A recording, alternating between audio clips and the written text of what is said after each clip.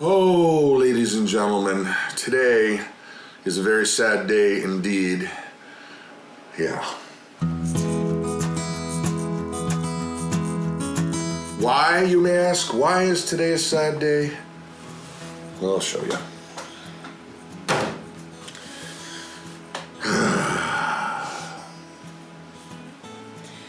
We had to buy a gallon of milk today from the store. Yeah. That's not really milk. I think it's colored water, or it could be very thin glue. It could be thin glue. Thin glue. That's my guess. So, do tell, Mama, why? Well, our cow, our dairy cow Macy, is pregnant, and she is due to calf in about 6 weeks. And about 2 months before she calves, you have to dry them off. So that way, all of the nutrition goes from making milk to making baby. A cow. Making baby. Making a calf. So we had to buy milk. Yeah, well, you know, I know what will make us a little happier. Let's talk about plants. We got seedlings and stuff going in plants. That's way better. So, spring is finally here. Not really. Well, I mean, at least in the there. It's here inside. At least in the kitchen, it's here. So do tell. We have. I started our seedlings on the 19th of March, and this is what we've got coming up so far. Little green hairs. We've got tomatoes, yeah. And we've got some onions coming up with our seeds, and I think I'm gonna have to start some more here soon. Yeah, I was gonna ask you about that. Yeah, there's not quite enough, but we've got San Marzanos. There's our paper pots. Yellow beef steaks. And then up here we've got some peppers, and I just took, you know how a greenhouse works, it kind of holds the moisture in. I just took a Ziploc bag. I spray them with water, and I just put the Ziploc bag over there just until the seedlings start coming up through the soil, and then I put them down here under the light. And these are on a heat mat to help keep that soil nice and warm. Now, that's all fine and well and good, but this is a kind of different beast right here, isn't it? This is a kind of a different beast.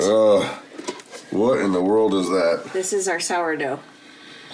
Tyler Woods, thank you. We've started it, and he sent us some, the starter, right? He sent us a starter, so I'm working my way back to you, babe. Yes. Goodness gracious. All right. Well, we got a long way to go, but it's a start. It is.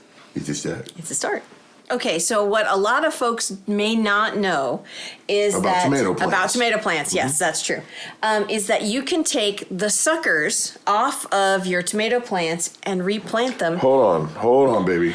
What's a sucker? What is a sucker? Other than the guy holding the camera. Right. So what you got here? Let me move this out of the way. Yep, you're good.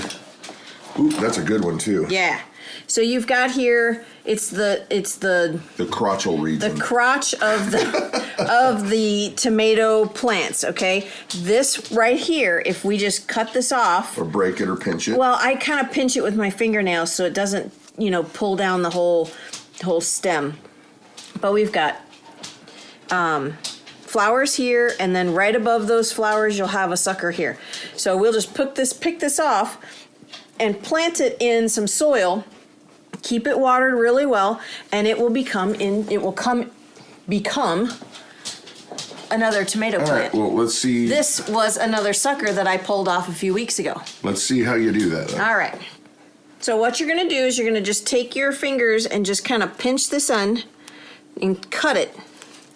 And then I'll take this very carefully and plant it down as far as I can. I want most of this stem down into the soil. And then I'm going to just cover that with the dirt and then water this well, just like that. And then you'll have another tomato plant in no time flat. And you didn't have to start it from seeds. And you didn't have to buy it. Didn't have to buy it either. Free. There, sister. A little tomato. Oh, I got one too. Where's mine? So good. Mm-hmm. Okay, so yesterday I showed you how we dehydrate mushrooms, but I didn't show you how much we got. A whole quart of dehydrated shiitake yeah. mushrooms. And then there was only one of those big lion's mane mushrooms. I called them by the wrong name by accident. So but those mushroom blocks are going to keep Yep. producing and keep producing. Yep, And so you'll be set for shrooms. definitely. Okay, a lot of you guys have asked for me to tell stories of the previous years in Christian rock and roll, and I found one, or I thought one of, or remembered one, that I think will be applicable to not only, to everybody really, not just homesteaders, not just people that don't homestead, not just Christians, not just non-Christians. It will have a meaning, hopefully, for everybody. And so with that, here's a little tale from the foregone years. Well, our first time in the recording studio, a big recording studio, we were in Nashville at a place called the Sound Kitchen.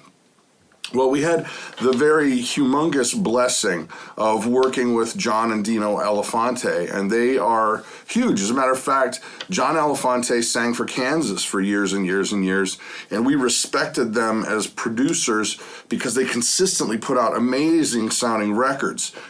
So we're like the green just dropped off the truck, kids from Florida up here in Nashville. And part of the process of making a record is whittling through the songs that you've written, because not every song you write is frankly good enough to be on a record. And sometimes you may have tons of songs that are really great, but you need to balance things out in terms of you can't have too many that are like really jumping around rock and roll, and then you can't have too many that are too ballady. You've got to find that right balance, and then you work with them. And so you can possibly, I've heard bands go through 50 songs or more just to get down to the 10 that they want to settle on. I've heard bands go through just tons and tons of music. And so basically you're there, and now we're working. We're working with these people that we just super, super respect. And at this point, we had been playing this one song called You Are My Son for, I think it was coming up on 2 years beforehand. And it was kind of the earmark song of our band. It was the pinnacle of the entire set. When we would go out and play, it started out like big and jumping around and just going nuts, having fun, and then we would bring it down to a point of introspection when we would, tell everybody about the gospel. I mean, we were doing it throughout the whole show, but this was the point where you brought people and just said, okay, let's really get serious about why we're here. And then we would play this song called You Are My Son. And it had impacted so many people on a hugely positive level that we were devastated when John and Dino Elefante said, nope, not going to be on the record, doesn't fit. And they gave all of the reasons that they were technically right. They're like, it's too long, it'll never fly on the radio, you're not going to get a single out of it, musically it's just kind of stale. But we believed in the song because we had seen what God had done through this music. People were getting changed because it was those times when the Holy Spirit would show up and then bam, this piece of music would just work on people and get them to be serious about their relationship with God. And so we just were blown away. We're like, we cannot allow this. This song has got to be on the record. And it went back and forth, and they were like, nope. And we were like, you don't understand. This is a line, And they kept going, pushing back. And it got to the point where we literally could have lost our record deal because we kept saying, it's going on the record. You don't understand. I know you understand how to make records and all that kind of stuff, but you don't understand what's happening with this song. It's something bigger than just a cut on a record. And it got right down to the point where we were going to probably have to walk away. And it got to the point where it was just, no, it's going on the record.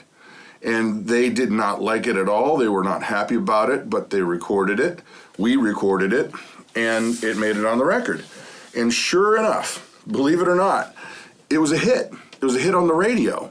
And it was a hit among the people at the record label. It was a hit among the crowds and the fans and all that kind of stuff. And it took off in spite of all the things that usually make a song not be on a record, not get radio play, not do all those things.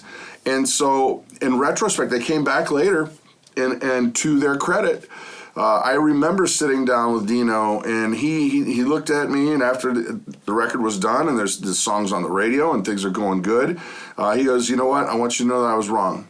I'm so glad that you actually kept pushing back, because I still, if you asked me today, I wouldn't have put the song on the record, but now that I see what has been happening through this song, it had to be on the record. It's absolutely the backbone of this album.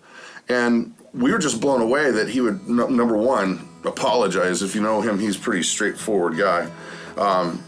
But I guess the point is, in our lives, there's those moments where you know that you're supposed to do a thing, say a thing, stand up for a thing, and you don't know why. Sometimes you do, but the point is that if you don't draw that line in the sand, there's going to be a regret attached to it, no matter what happens. And so when you have those moments, I guess I'm saying this to encourage you that when you know that you're supposed to do a thing, don't take no for an answer. Stand there, stand up. Well, was a Tom Petty song. I'll stand up at the gates of hell, but I won't back down. Don't back down. You never know what can happen. For us, it was an amazing thing because it was the backbone of the album, and it was the backbone of that ministry. And so for us to have waffled would have been tragic. And so there you have it. Hope you like that story, and hopefully it'll help you. So back to the video. You guys, whoops, you've run aground. The last dying gasps of at least this snow. Everything's melting away, which is good. But you guys don't have much to sled on anymore, huh? Well, it got stuck, so me and Peter brought it to sled. Well, here, oh, he's going face first. Uh-oh. There we go. Yeah, mule. Nana. There you go, making the best of it. So, sad stuff, happy stuff, fun stuff, stuff. And things. I feel stuffed. Yeah. That's it for the video. Hey, you guys, if you don't mind going ahead and sharing the videos, that really does help our family out. And so with that, I am Brad. And I'm Krista. And you guys have a blessed and amazing day.